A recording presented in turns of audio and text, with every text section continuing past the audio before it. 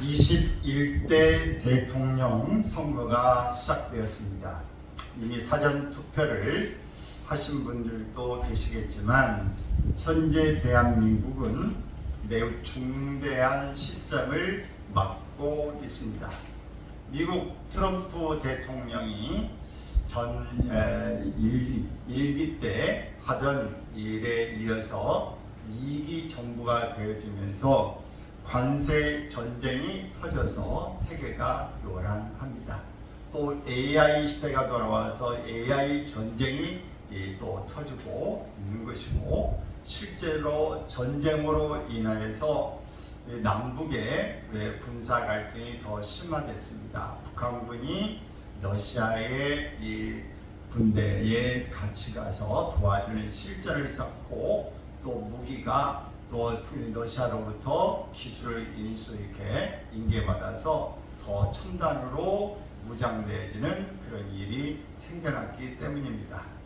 또 우리나라는 이런 안보 문제, 외교 문제, 또 국내의 갈등 문제, 의료계 문제, 교육 문제, 경제 문제, 초저출산 국가에 직면한 문제, 반도체의 문제, 또 에너지 문제, 원자력 발전소를 어떻게 해야 되느냐, 또 풍력이라든지 태양광, 여러 이런 부분들의 이야기, 또 기업체의 수출이 둔화되어지면서 기업체가 문을 자꾸 닫고, 인천 제철 같은 데도 이 철강이 수출이 안 돼가지고 한 달 동안 일단은 셧다운, 쉰다. 그리고 여러 부분에 지금 어두운 수익들이 있고, 자영업자들이 많은 폐업을 하기에 이르는 그 수많은 문제들을 풀어가야 될 새로운 이 국정 과제들, 현안 문제들을 이제 내일 모레 선택된 대통령이 안고 가야 합니다.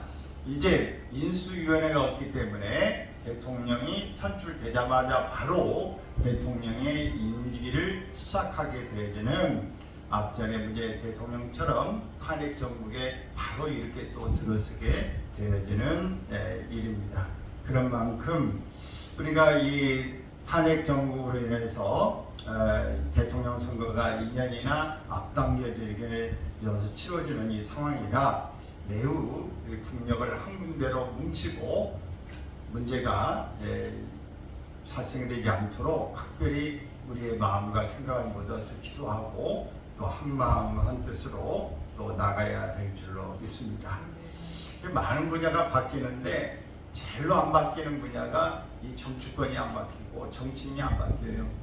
그래서 정말 이 문제가, 이 다른 문제는 대한민국이 막 선진으로 가고 있는데 이 정치 문제만 너무 안 바뀌어서 좀 갑갑한 그런 부분들이 많이 있습니다. 오늘 본문에 소개한 느헤미야는 매우 어려운 시기에 포로 생활을 하던 유다인들이 예루살렘으로 귀국하여 여러 문제가 산적한 가운데 위대한 지도력을 발휘한 느헤미야 총독, 바로 이 사람이 예루살렘에 가서, 유다 땅에 가서 회파된 예루살렘 성을 재건하고 유대 나라를 다시 흥하게 한 인물이 되었습니다. 저는 오늘 느헤미야의 지도력을 살펴봄으로써 지도자의 덕목과 자질에 대해서 함께 생각해 보려고 그럽니다. 그래서 우리는 이번 선거에서 어떤 사람을 뽑아야 할 것인지에 대해서 생각해보고 검토하는 기회가 되기를 바랍니다. 또 어떤 덕목을 가진 사람을 뽑아야 할 것인지, 느헤미야는 어떤 덕목을 지녔기 때문에 나라를 이렇게 중흥시켰는가, 크게 세 가지로 살펴보겠습니다. 먼저는 참된 지도자가 될 수 있는 사람은 나라와 민족, 국민의 아픔을 자신의 아픔처럼 동일시 할 수 있는 사람이어야 합니다. 느헤미야는 백성의 고통을 자기 자신의 고통으로 생각하고 아파한 인물이었습니다. 기원전 587년경에 바벨론은 유다를 침공하여 정복하였습니다. 유다는 나라가 없어지게 된 것이죠. 유다의 백성들은 포로로 잡혀서 자기 나라인 바벨론으로 데리고 갔습니다. 그런데 바벨론은 곧 페르시아에 의해서 망하게 되어집니다. 그 역사는 참 돌고 그렇습니다. 북쪽 이스라엘을 다 빼앗고 정복한 아수르는 바로 바벨론에 멸망했고, 유다 나라를 멸망시켰던 나라는 페르시아의 또 멸망을 당하게 되어지는 형국인 것이죠. 538년경부터 유다로부터 잡혀온 백성들을 이 세 차례에 걸쳐서 본토 유대 땅으로 귀환시키는 정책을 편 사람이 누구냐? 바벨론을 이어서 페르시아의 첫 번째 왕인 고레스입니다. 여러분 고레스 들어보셨죠? 이 고레스가 하나님의 감동을 받은 거예요. 이미 구약에 보면은 고레스를 언급하고 있어요. 고레스가 하나님 앞에서 쓰임 받아서 나가야 될 것을 말씀하고 있는 것이죠. 1, 2차에 걸쳐서 본토로 돌아온 유다인들이 생활의 중심이었던 예루살렘 성. 예루살렘이 어디예요? 수도죠? 예루살렘 어디예요? 성전이 있었던 곳 아닙니까? 이곳을 가서 예루살렘 성을 다시금 재건하기 시작한 것입니다. 그러자 주변에 있는 이방 모든 민족들과 또 같은 이스라엘 사람이었던 북이스라엘의 사마리아, 수도가 사마리아 있죠? 북이스라엘은. 근데 이 지역의 사람들이 방해한 거예요. 왜? 이들이 유다인들과 다시 재건하면 자기들의 모든 그 모든 가지고 있는 마음대로 했던 것들이 사그라드는 그런 일을 통해서 방해하는 일을 갖게 되면서 허정과 막 허물고 비방하고 또 이 대문을 부숴버리고 불태우고 이런 일을 한 것입니다. 이런 이야기를 누가 들었냐 하면 페르시아에 있던 느헤미야가 들은 거예요.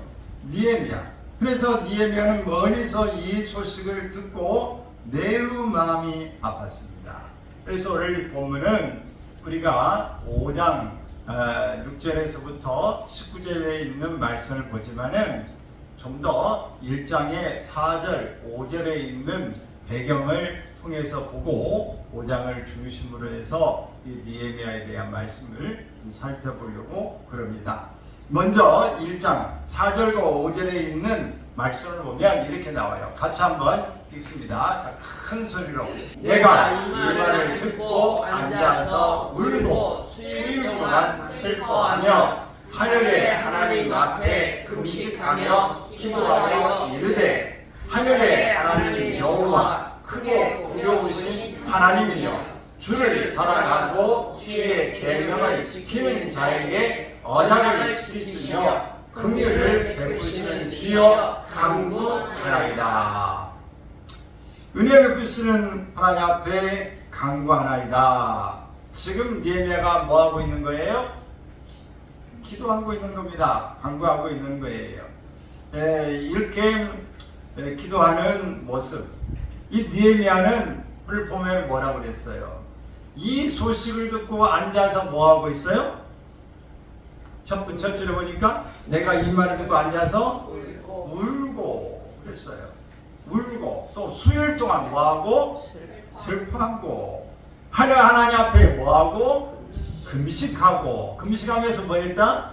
기도했어요. 여러분 이렇게 느헤미야는 그 대목을 알 수 있는 느헤미야의 심정을 알 수 있는 내용이 나오고 있습니다. 이런 어려워진 나라를 보면서 앉아서 계속 수일 동안을 우는 겁니다. 슬퍼하는 거예요. 하나님 앞에 금식하면서 기도하는 것입니다. 그러면서 하나님 앞에 자기의 심정을 기도로 올려드리고 있습니다. 느헤미야는 자기 민족의 아픔을 자신의 고통으로 느끼면서 애통하며 하나님께 부르짖은 것이죠. 사실 느헤미야는 페르시아의 아닥사스다의 술 시중을 맡은 그러한 직책을 가지고 있었기 때문에 편안하게 살 수 있어요. 여러분, 왕의 앞에서 이 술 시중을 드는 사람은 아무나 되는 게 아닙니다. 가장 신뢰를 받은 사람이 할 수 있어요. 왜? 음식을 다루는 일은 언제든지 왕을 독살시키려고 하는 시해하는 일이 있기 때문에 가장 가까운 사람, 술 친구를 할 수 있고, 근데 술 친구만 하는 게 아니라 이 여러 이 넷이지만은 술을 이렇게 대하는 사람은 왕과 가장 측은해서 이야기하고 간언할 수 있고 정체를 같이 자문을 이렇게 할 수 있는 만큼 수준 있고 굉장히 실력 있고 또 왕과의 아주 지근 거리에 있는 것입니다. 그래서 이 왕을 아주 철저하게 보살면서 보호하는 그런 역할을 하는 사람인 거예요. 그러니 먹고 사는 문제가 걱정되겠습니까? 권력이 문제가 되겠습니까? 혼자만 사는 일은 아무 문제가 되지 않아요. 그런 이 느헤미야가 이런 민족의 나라의 사정을 듣고 이런 자세를 갖는 같은 고통을 느끼는 것입니다. 자신의 삶 안이란 이런 삶에 만족하는 것이 아니라 민족과 나라를 먼저 생각한 것입니다. 예루살렘 거민에 대한 슬픈 소식을 들었을 때 마치 자신이 고통을 받는 것처럼 애통해했고 얼굴에 수색이 가득했다고 2장 1절에서 설명하고 있습니다. 여러분, 이 왕 앞에서 얼굴이 수심이 가득 찬다는 얘기는 정말 위험천만한 일입니다.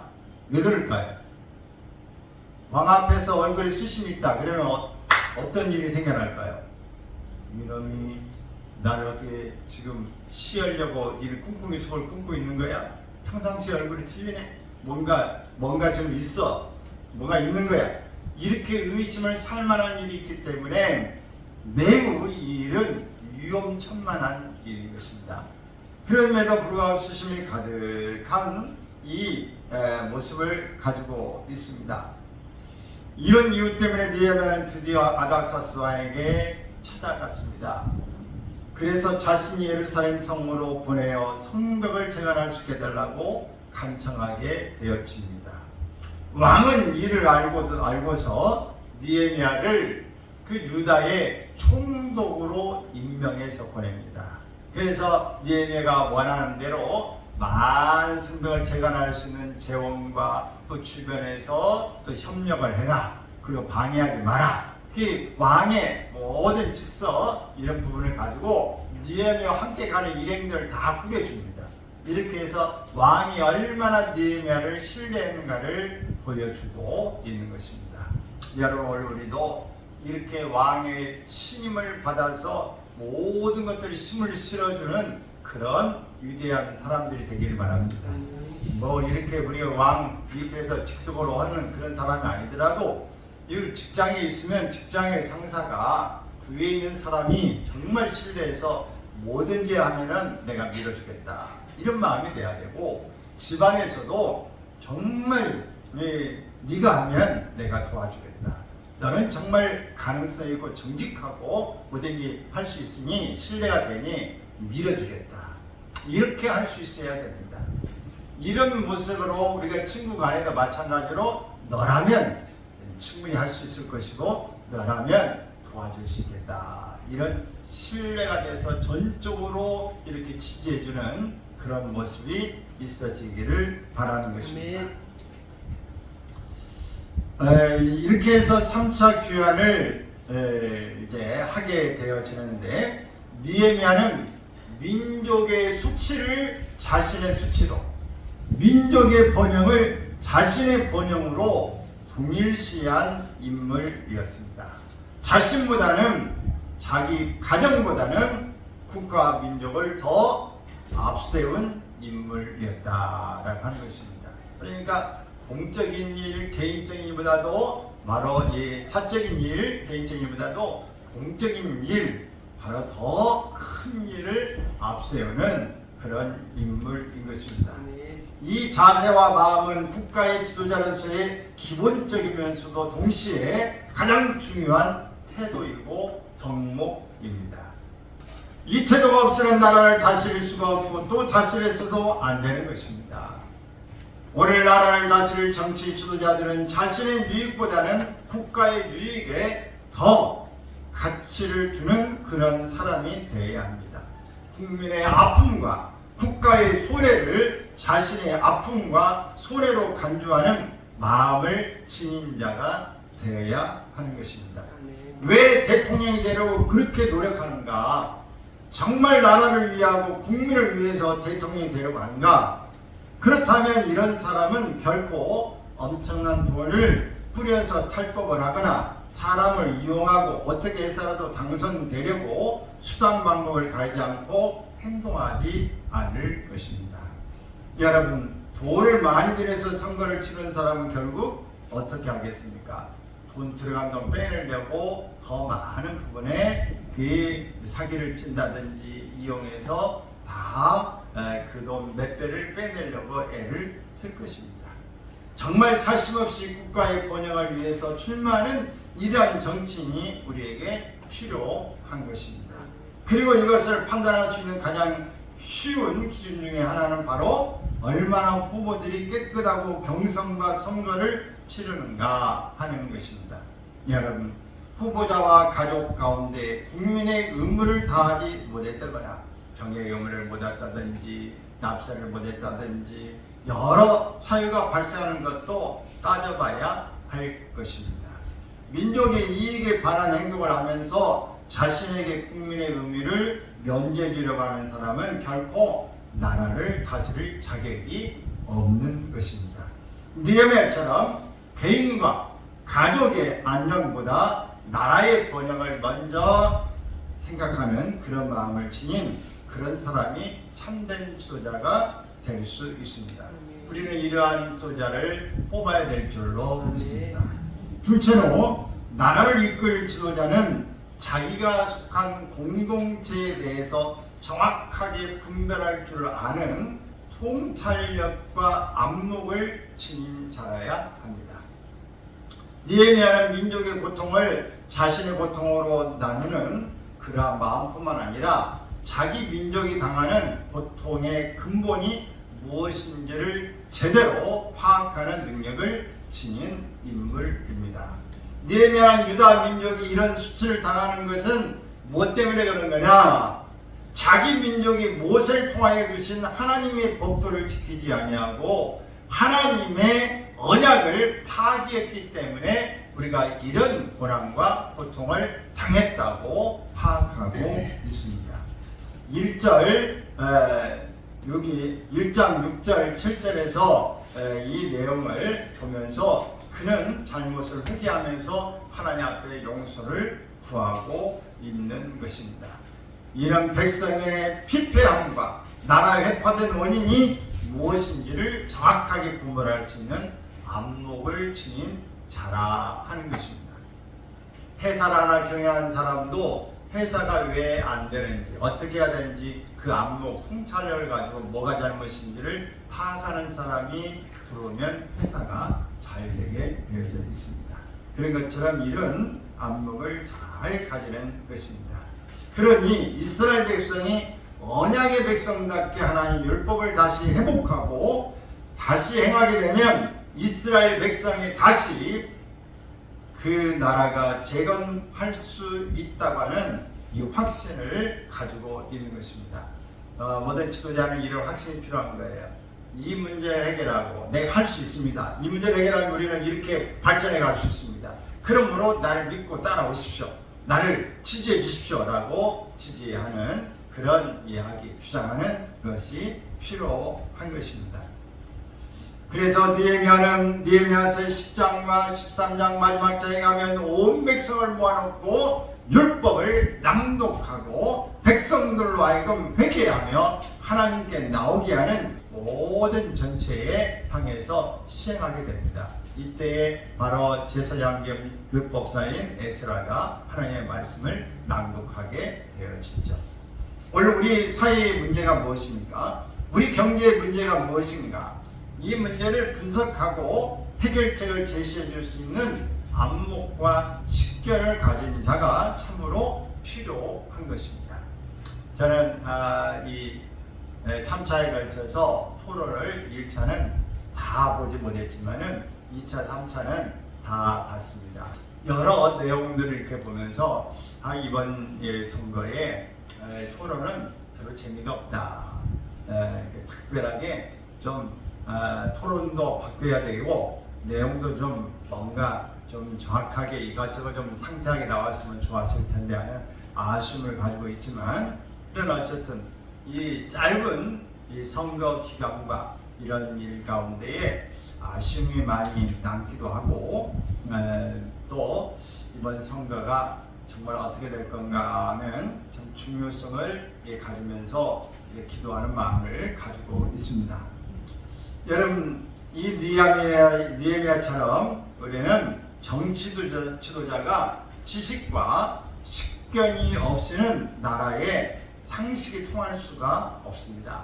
그래서 느헤미야처럼 민족의 피폐함이 무엇인지를 정확히 분석하고 치유책을 제시할 수 있는 능력 있는 자가 대통령에 올라가야 한다라는 것입니다. 그래서 한 번의 판단력이 굉장히 중요합니다. 어떤 정책을 어떻게 할 건가, 이것이 정말 중요해요. 우리가 이사를 한번 가더라도 우리가 서울로 갈까 부산으로 갈까 중요하죠. 그 집을 살 때 아파트를 살까 개인 주택을 살까 중요하죠. 어느 동네에 살까 뭐 이런 거 하나하나 결정하는 게 굉장히 중요해요. 왜 그렇게 중요해요? 거기에 따라서 우리가 주변에서 직장도 얻을 수 있고 또 거기에 학교도 보낼 수 있고 생활거리가 될 수 있고 영향력을 다 받기 때문에 그래요. 개인 문제도 그렇거니와 이 국가의 정책을 다 모든 걸 할 수 있는 이 역량에 그 힘을 가지고 있는 사람이 정말 국가의 대표가 되지 않습니까? 또 이 모든 국민들의 희망이 되어주고 그 모든 갈 길을 이렇게 인도하는 지도자가 된다고 하는 것은 굉장히 어려운 일이 아닐 수 없는 것입니다. 그러므로 여러분, 이 지도자가 되는 사람은 이렇게 이 공동체, 나라의 모든 문제, 뭐가 문제가 있는지, 어떻게 이 문제를 해결해 가야 되는지를 잘 아는 식견과 안목이 있는 통찰력 있는 사람이 필요하다라고 하는 겁니다. 세 번째는 지도자는 깨끗한 도덕적인 삶의 권위를 지닌 인물이어야 하는 것입니다. 오늘 우리가 읽은 이 본문에 이런 점들이 잘 나타나 있습니다. 예루살렘 성벽 재건 공사가 진행되면서 건축에 방해하는 일들이 생겼어요. 외부적으로는 사마리아 백성들이 이 건축을 집요하게 방해합니다. 근데 내부적으로는 어떤 방해가 있는가? 부자들이 있고 귀족들이 있는데 이들이 가난한 자들을 돕지 않고 오히려 돈을 그들에게 빌려주고 폭리를 취한 것입니다. 고리대금업자처럼 높은 이자를 받고 돈을 갚지 않으면 자녀들을 노예로 이렇게 삼기도 하고 더 많은 부분에 그들을 괴롭히게 하다 보니까 부족해진 이런 그 여러 식량이라든지 이런 것 때문에 빌리다 보니까 정말 어려워져 힘들어서 그 성벽을 짓고 건축하고 해야 되는 일에 동원되는 그런 힘이 없는 거니까 일을 할 수도 없는 것입니다. 이런 사실을 알게 된 느헤미야가 이 백성들의 가난한 사람들 원성이 막 자자하게 들려오자 이 사태 파악을 나선 것이죠. 그러고 난 다음에 부자들과 귀족들을 다 불러들였습니다. 그리고 그들에게 너희들이 이렇게 하면 안 된다. 그러면서 그들에게 다 가진 것 중에서 좀 돌려보내고 폭리를 취하면 안 된다. 왜 같이 와서 이렇게 하면 되겠냐? 라면서 말합니다. 여러분, 이렇게 우리나라에 산다면 어떻게 하겠어요? 부자들과 귀족들을 다 씹는 사람을 부르다가 너희들 이렇게 왜 돈 장사하고 이 장사에 폭리 이렇게 하면 되겠어요? 안 되겠어요? 대문 일어나죠. 이게 할 수가 없어요. 근데 느헤미야가 있는데 왜 느헤미야의 말에 반박하지 않고 다 수긍하고 그렇게 하겠습니다라고 다 그렇게 했을까? 그것은 느헤미야가 이들을 질책하고 이들의 잘못을 지적하고 시정명령을 내렸음에도 불구하고 집단적으로 반발하지 않고 그들이 시행했던 것은 느헤미야의 이 도덕적인 권위에 압도당했기 때문에 그렇습니다. 이 느헤미야가 너무 깨끗한 사람이고 특히 이 하자를 이 약점을 발견할 수 없기 때문에 그런 것입니다. 지금 페르시아에서 느헤미야 올 때 직책이 뭐예요? 총독이에요. 총독이면 어떻게? 월급을 받아야 되거든요. 월급을 한 달에 얼마씩 받아야 돼요. 대통령도 월급이 있습니다. 장관들과 다 월급이 있어요. 근데 이 어려운 시기에 내가 2년 동안이나 내가 와서 작업을 해갔는데 한 번도 내가 돈을 받지 않았다. 그리고 우리 식솔들이 같이 먹고 일하고 이렇게 하는 사람이 다 오해하고 있는 사람들도 다 녹을 받는 게 아니고 우리의 자력으로 우리의 돈으로 다 사용했다. 우리가 지금까지 한 것은 다 무료로 다 봉사로 섬김으로 이렇게 해왔다고 하는 것을 그들이 알고 있기 때문에 나도 이렇게 하는데 이게 나를 세우는 게 중요한 일 아니냐. 그러니 너희들이 지금 똑같이 세워야 될 입장에서 너희들의 폭리만 취하는 게 말이 되느냐라고 말하는데 설득이 되죠. 본인을 받을 거 다 받고 하고 자기도 똑같이 하고 있으면 너는 하면서 왜 우리를 못 오게 할 말이 없죠. 권위가 쓰지 않습니다. 씨알이 안 먹히는 거죠. 그러나 이 느헤미야가 본인이 맞짱 서서 이렇게 철저하게 도덕적인 권위에 있는 삶을 살기 때문에 많은 사람들이 설득당한 것이죠. 순종할 수밖에 없는 일이었다 하는 겁니다. 삶이 당당하고 깨끗한 사람, 깨끗한 지도자의 맡은 말은 매우 권위가 있습니다. 여러분 우리가 살면서 우리가 모임이라도 모든 걸 해도 깨끗하게 흠잡음도 없고 자기가 솔선수범해서 일을 하는 사람은 함부로 하기가 어렵죠. 그래서 여러분 오늘 우리는 모두가 다 깨끗한 모습으로 이렇게 살면 먼저 자신이 힘 있는 것입니다. 먼저 자신이 떳떳해지는 것입니다. 그래서 자신이 먼저 누가 말하기 전에 칭찬하기 전에 자신이 먼저 자신을 인정하는 겁니다. 따라서 시다. 내가 나를 인정할 수 있도록 하자. 다른 사람에게 인정받는 일이 아니라 내가 나를 인정할 수 있는 사람이 먼저 돼야 돼요. 여러분 그렇게 살고 계십니까? 살고 계시죠? 뭐 자랑 같을지 들릴지 모르겠지만 그 옆에 화단이 또 막 비가 오고 그러니까 부엌이 막 숲도 자라고 뭐 풀도 자라고 나무도 커지고 막 그래가지고 어제 갔다 오면서 이렇게 하나 칼 가지고 이렇게 장 가져와서 장갑 끼고 가서 그냥 이제 다 잘라놓고 풀 뽑고 이게 다 하고 땅에 있는 거 그냥 다 이렇게 풀 뽑고 어제 한 40분 정도 한 것 같아요. 근데 얼굴이 좀 익었는지 모르겠어요. 근데 뭐 누가 하라고 해서 합니까? 근데 그 호랑이 깨끗하고 좋아요. 그게 볼 때마다 그게 저거 이거 조금 풀도 있고 더 커서 옛날에 보니까 커가지고 나무 자르기도 힘들고 그거 복잡하더라고요. 그래서 이렇게 해놨는데 여러분 보면 다 깨끗하고 이제 훤하고 이게 좋잖아요. 그렇게 해놓으면 바닥에도 그렇고 더 어려워지면 더 힘들어지는데 일찍 하면 좋잖아요. 누가 이렇게 하기 전에 해놓으면 첫째는 내 마음이 그걸 볼 때마다 교훈은 잘했다. 이 여러분 우리가 우리 자신에 대해서 칭찬할 수 있고 여러분에 대해 좋은 평을 줄 수 있는 여러분 모습이 되기를 바랍니다. 하나님이 보시고 계시는데 하나님이 보시기 전에 누가 먼저 볼까요? 내 마음을 내가 먼저 알아. 할렐루야. 물론 하나님은 더 잘 아시고 다 아시지만 아니고 신경 쓰시지만 누가 평가하기 전에 내가 먼저 아는 겁니다. 그래서 여러분들이 먼저 이렇게 느헤미야처럼 정직하게 고든 그런 모습으로 잘 살게 될 때 어떤 이야기를 해도 그 부분에 거부하지 않고 순응해서 받아들일 수 있습니다. 이게 바로 지도자의 몫이다 하는 것입니다. 우리 후보자들이 내가 당신이 살아왔던 삶 이러이러한 허물이 있고 이런 일이 있었고 당신 가족에 이런 일이 있고 당신의 이 아내는 어떻고 모든 문제들이 이렇게 허물을 들춰내는 것들이 토론회나 이 뉴스나 이런 것들에서 또 연설하는 사람들이 다 이걸 드러내잖아요. 그것은 무엇입니까? 자기가 살아왔던 생애에 대해서 평가하는 것입니다. 여러분 우리가 이 모든 일은 나 혼자 사는 것 같지만 산 것이 밖으로 나오는 것도 있고 안 나오는 것도 있지만 우리가 우리 자신을 먼저 알고 또 다른 사람들에게 이미 드러나는 것들은 다 다른 사람들이 또 평가를 하는 것입니다. 그것이 도마 위에 올라서 사람들에게 회자되게 되어지는 것입니다. 그러면 여러분 우리가 신뢰받을 수 있는 인품과 그런 지도력을 드러내기를 바랍니다.